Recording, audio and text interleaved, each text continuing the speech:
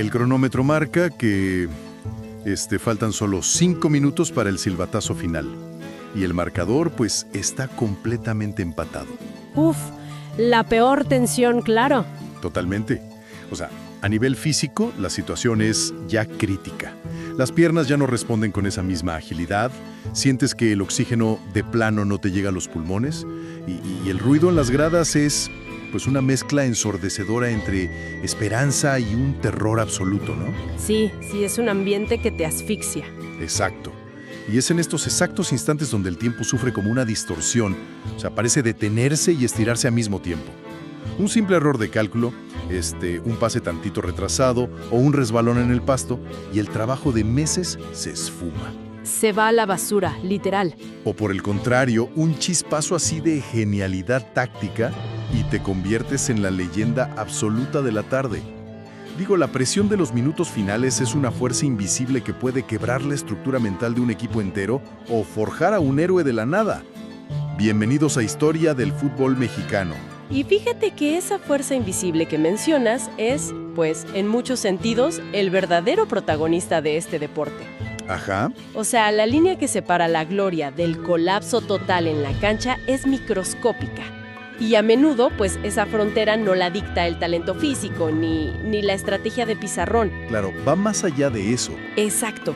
Son cuestiones de pura resistencia psicológica y de cómo la mente humana procesa el paso del tiempo bajo un estrés extremo. A ver, vamos a desempacar esto porque nuestra misión en este análisis profundo de hoy es exactamente esa.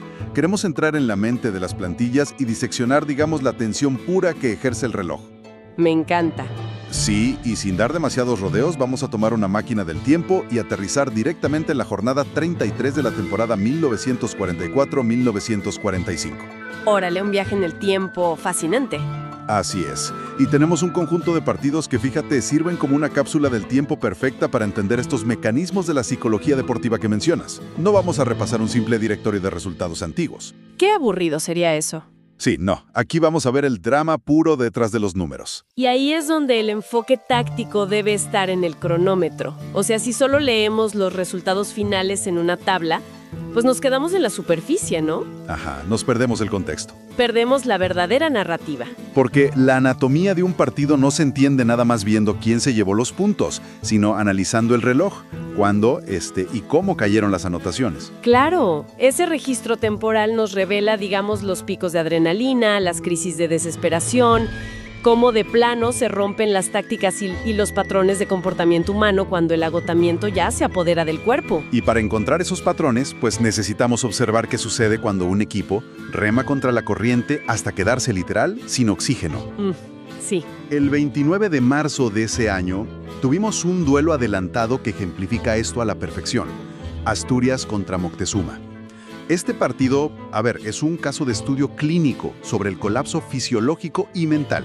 Totalmente. Lo fascinante aquí es que los datos revelan algo devastador desde la perspectiva del desgaste. A ver, cuéntame. El marcador final nos dice que el Asturias pierde 1-3 frente al Moctezuma, pero el mecanismo de esa derrota es la clave. Moctezuma del primer golpe táctico al minuto 27. Ajá, con un gol de Ricardo Álvarez. Exacto, y a partir de ese mismísimo momento, el Asturias tiene que cambiar todo su esquema y lanzarse al frente a lo loco. Y estamos hablando de 1945. Quienes nos escuchan deben imaginarse el contexto físico de esa época, porque está cañón. Sí, nada que ver con hoy. Nada. Los balones de fuego se volvían increíblemente pesados con el sudor, con la humedad del pasto. Los zapatos no eran, pues precisamente ergonómicos. Eran unas rocas. Unas rocas, exacto. Y lo más importante, no existían los cambios. O sea, los 11 que entraban a la cancha tenían que terminar el partido sí o sí. Ese es un factor brutal. Así que el Asturias tiene que perseguir este empate por más de 40 minutos con los mismos 11 jugadores ya súper fatigados. Y finalmente, fíjate, al minuto 68, José Menéndez logra el empate. Uf. Y el costo biológico de ese empate es la historia real del partido. O sea, lograr igualar el marcador a mitad del segundo tiempo requiere un esfuerzo físico, pues, monumental. Monumental. Pero el verdadero peligro ahí no es el cansancio muscular, o sea, es la química del cerebro. Claro, aquí es donde entra la teoría del desplome, ¿no? Porque, empatar se siente como una victoria momentánea. Pero en realidad es un engaño químico. Totalmente, te da un falso alivio. Haz de cuenta. Y esa analogía me encanta, que es como un equipo de ingenieros que pasa toda la noche intentando arreglar un problema masivo en el trabajo. Ajá, O sea, una fuga de presión en una tubería. Trabajan bajo pánico total. ajá. Y finalmente, es viernes a las 5 de la tarde, o a las 6 de la mañana en este caso, logran sellar la fuga. Sus cerebros dicen, ya, estamos a salvo. Ya la libramos. Exacto. La adrenalina cae de golpe y el agotamiento, los aplasta. Pero imagínate que 10 minutos después de que ya se iban a su casa, la tubería principal estalla de nuevo. Híjole, qué pesadilla. No, en ese momento ya no tienes ni el combustible químico ni la fuerza mental para reaccionar. Nada. Y así se debió sentir el Asturias cuando reciben el siguiente golpe a nada del final. Sí, y me gustaría que quienes nos escuchan intenten imaginar el desgaste físico de ese minuto 80. Esa mecánica del, digamos, bajón de adrenalina explica perfectamente lo que pasó. Ajá. El Asturias gasta hasta su última gotita de energía y concentración para lograr ese 1-1 al 68. Y una vez que empatan, ¡pum!, hay una relajación subconsciente. El cuerpo dice, ya cumplí. Exacto. El ácido láctico inunda las piernas que pues ya no tienen el motor de la adrenalina para moverse. Y justo ahí, entrando a la temida recta final, Honorio Arteaga anota para el Moctezuma al minuto 80. Ese es el momento donde la tubería vuelve a estallar. Tal cual. Ese gol no solo altera el marcador, o sea, de verdad rompe el espíritu y yo diría que hasta la estructura celular del equipo rival. ¿Te imaginas? Es que ya no tienes ni las piernas, ni el tiempo, ni la banca para volver a escalar esa montaña. Imposible.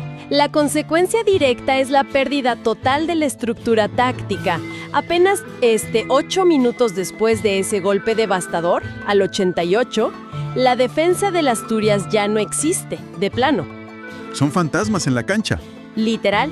Ricardo Álvarez vuelve a aparecer, anota su segundo gol y liquida el partido 3-1.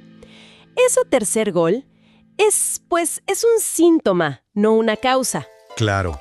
Es el resultado de un equipo que ya estaba clínicamente muerto en la cancha desde el minuto 80. ¡Guau! Vimos cómo la presión de los últimos 10 minutos quiebra a un equipo. Pero, a ver, ¿qué pasa cuando esa presión no dura 10 minutos, sino 80? Ah, ese es otro monstruo diferente. Exacto. Y eso nos lleva directamente al 1 de abril con un duelo que fue, pues, la otra cara de la moneda táctica.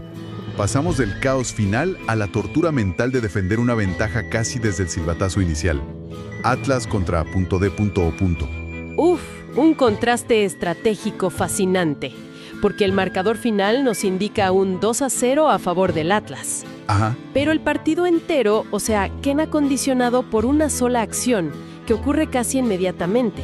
Al minuto 6, Fidencio Casillas anota el primer gol para el Atlas. A ver, aquí es donde se pone muy interesante, pero también donde te voy a pedir que me aclares algo. Dime. Porque me cuesta un poco de trabajo comprar la idea de que anotar temprano sea un problema.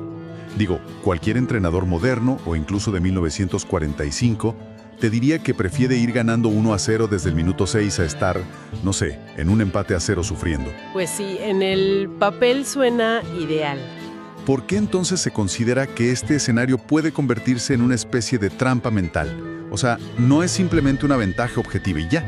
A ver, si conectamos esto con el panorama general, es una ventaja en el marcador, sin duda. Pero introduce un problema masivo de carga cognitiva. Ok. O sea, en el fútbol de los años 40, con esquemas súper rígidos como esa famosa formación WM, tener una ventaja temprana empujaba a los equipos a la aversión al riesgo total. Se echaban para atrás. Se congelaban. El Atlas consigue algo valiosísimo al minuto 6, sí. Pero ahora tiene que administrarlo por 84 minutos. Defender un 1-0 exige un nivel de disciplina y concentración impecable. Ah, ya te entiendo. ¿Sabes que un solo error de cálculo, un mal despeje o un tropiezo y te arruina el trabajo de más de una hora? Exactamente. La fatiga mental de no poder equivocarte durante 84 minutos, híjole, es mucho más destructiva que la fatiga física. Claro. Cada vez que el Apo.D.O. cruzaba el mediocampo, la orden táctica era no perder el orden por nada del mundo, lo cual genera una rigidez terrible en las piernas y en la mente. Claro, entiendo el punto. Haz de cuenta que es jugar con fuego en las manos durante hora y media.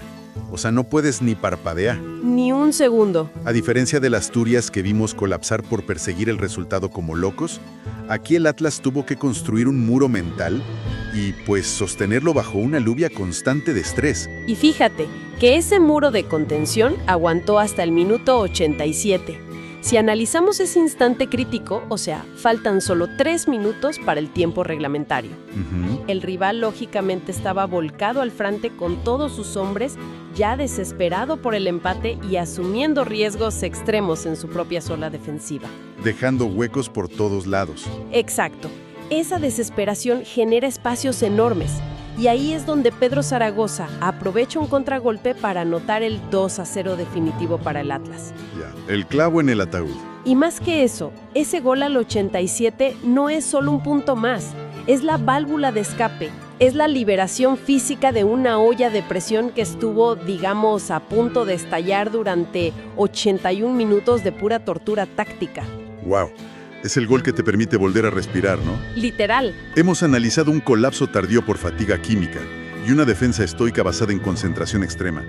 Pero, a ver, nada nos prepara para la verdadera locura de ese 1 de abril. No, ese partido fue otra cosa. Porque si los encuentros anteriores tuvieron cierta lógica de causa y efecto, aquí el control, desapareció por completo.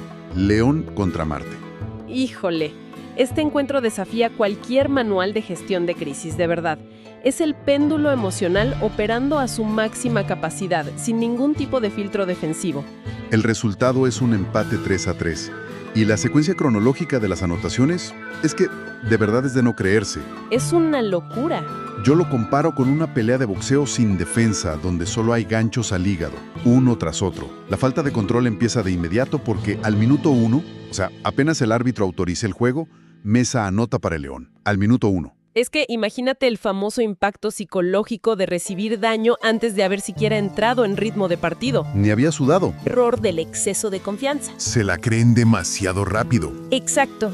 El León probablemente adelantó sus líneas defensivas creyendo que dominarían el encuentro con facilidad y dejaron demasiados metros a la espalda de sus zagueros. Ajá. Y en lugar de que el Marte entrara en pánico por el gol en contra, identificaron esos espacios y ejecutaron una respuesta brutal. O sea, no bajaron los brazos en absoluto. Aprovecharon esa arrogancia táctica de León. Totalmente, explotaron el espacio que les regalaron. Al minuto 14, Enrique Alcocer marca el empate, rompiendo toda la línea defensiva. Rápido. Muy rápido. Y el caos no se detuvo, porque solo 3 minutos después de eso, al 17, Antonio Funes anota el segundo para el Marte. ¡Wow! O sea, en un lapso de 16 minutos, pasamos de un León triunfante a un Marte dominando el marcador 2-1. A ver, hagamos una pausa aquí para dimensionar la mecánica de esto.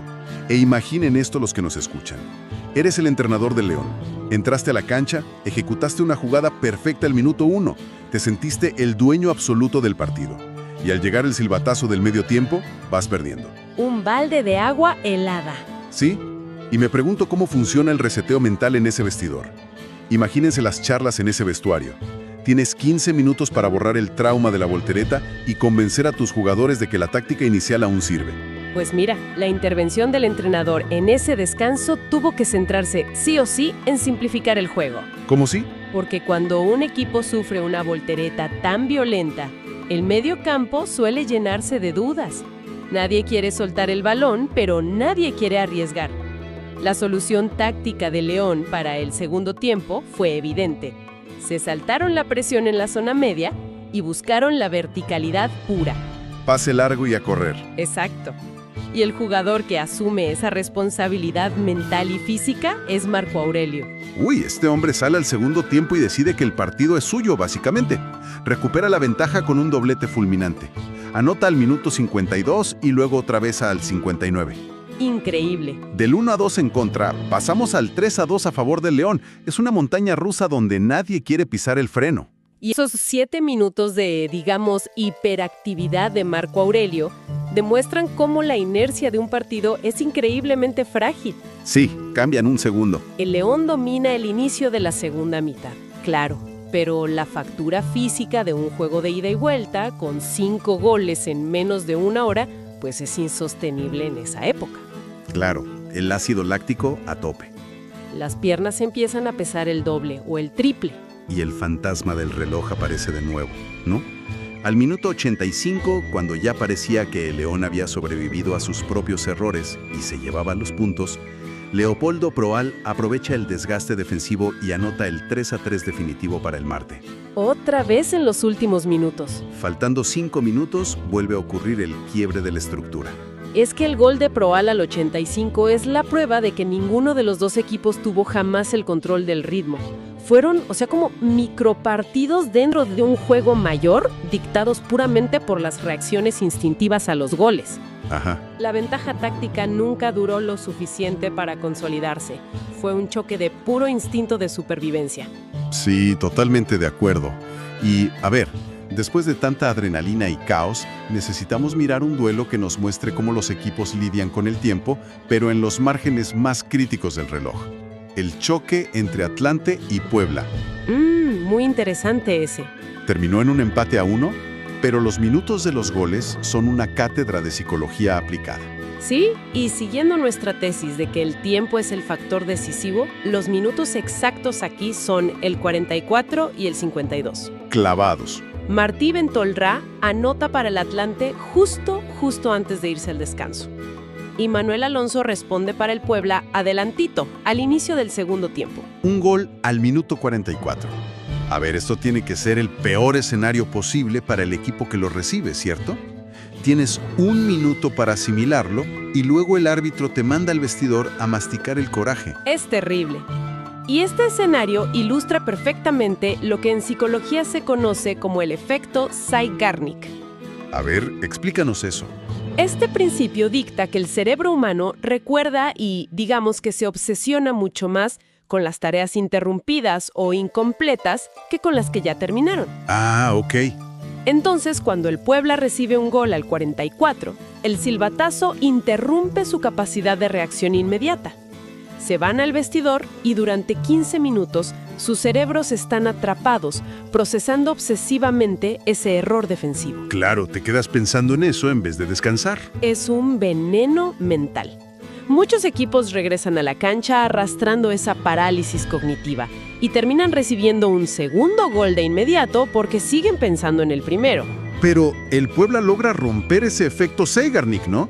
En lugar de salir a la cancha todavía enojados por el error del minuto 44, hacen un ajuste táctico inmediato. Y el mérito del Puebla ahí es gigantesco. Limpian su memoria a corto plazo, reestructuran su esquema y Manuel Alonso logra el empate regresando del descanso, al minuto 52. Increíble. Este es un partido definido en los márgenes de los tiempos de descanso.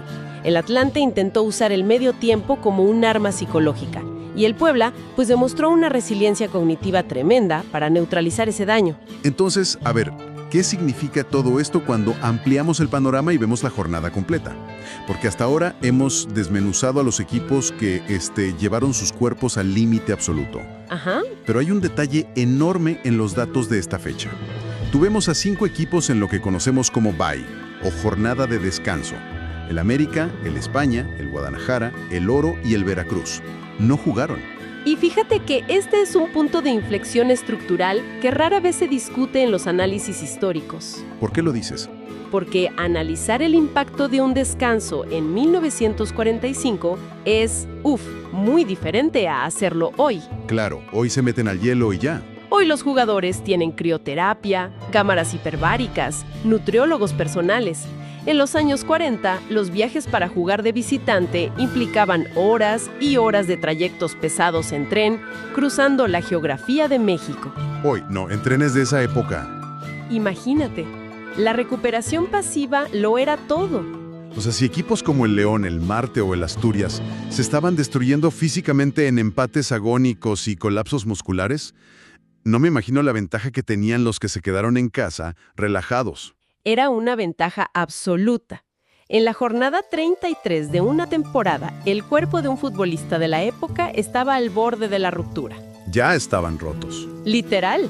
Tener una semana libre significaba evitar un viaje en tren agotador, curar microdesgarres sin presión y, sobre todo, liberar la mente del estrés cognitivo del que hablamos con el Atlas o el Puebla. Un reseteo total. ¡Exacto! Un equipo que administra bien su semana de descanso regresa con un tanque de oxígeno extra para la recta final del torneo. En un calendario así de irregular, el campeón a menudo no es el que mejor juega, sino el que mejor gestiona la logística de su recuperación. Llegan menos desgastados a los partidos clave. Esa es la clave del campeonato a largo plazo. Es fascinante, de verdad. Cuando pones todas las piezas juntas, la imagen es clarísima. O sea, el peso del balón, los viajes en tren, el efecto psicológico de irte al vestidor perdiendo o la tortura de defender un 1-0 durante 80 minutos. Todo está conectado a cómo la mente humana procesa la presión del tiempo. Así es. Y la conclusión analítica aquí es que, a pesar de que el juego ha evolucionado inmensamente en cuestiones de nutrición, de calzado y sistemas tácticos modernos, la anatomía emocional del fútbol sigue intacta. O sea, un ser humano lidiando con la amenaza de perder el trabajo de toda una semana en los últimos 5 minutos reacciona hoy igualito que en 1945. La presión es la presión. Totalmente.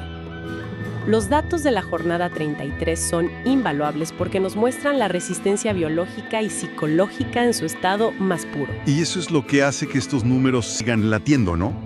Ese minuto 88 donde el Asturias se desmorona por completo, el minuto 1 donde el León se llena de arrogancia, o el minuto 44 donde el Atlante intenta, envenenar la mente del Puebla. Sí. No son datos muertos en un archivo polvoso, son la huella digital exacta de la euforia y el colapso humano. Y esto nos obliga a plantearnos una pregunta fundamental sobre la naturaleza de la competencia. Observando cómo el estrés del cronómetro dictó la táctica, los errores y la fatiga muscular de todos estos equipos, queda claro que el adversario más implacable nunca, pero nunca lleva la camiseta de otro color. El verdadero rival más difícil a vencer es el reloj. Y con esta gran idea en la mente, cerramos este viaje al pasado. Si disfrutaron de esta inversión profunda tanto como nosotros y les gusta analizar el deporte desde este ángulo, por favor, apoyen el proyecto. Sí, por favor. Dejen su me gusta, se suscriban a la plataforma y compartan el video con otros amantes de la historia y la táctica deportiva. Además, queremos conocer la perspectiva de ustedes, los que nos escuchan. Queremos leerlos. Así es. No olviden dejar un comentario contándonos cuál de estos 4 partidos les hubiera gustado presenciar desde las gradas en 1945. Los estaremos leyendo. Y recuerden, la próxima vez que el reloj de un partido marque el minuto 85, presten mucha atención a quién empieza a respirar más pesado y quién pierde el orden táctico. Hasta la próxima.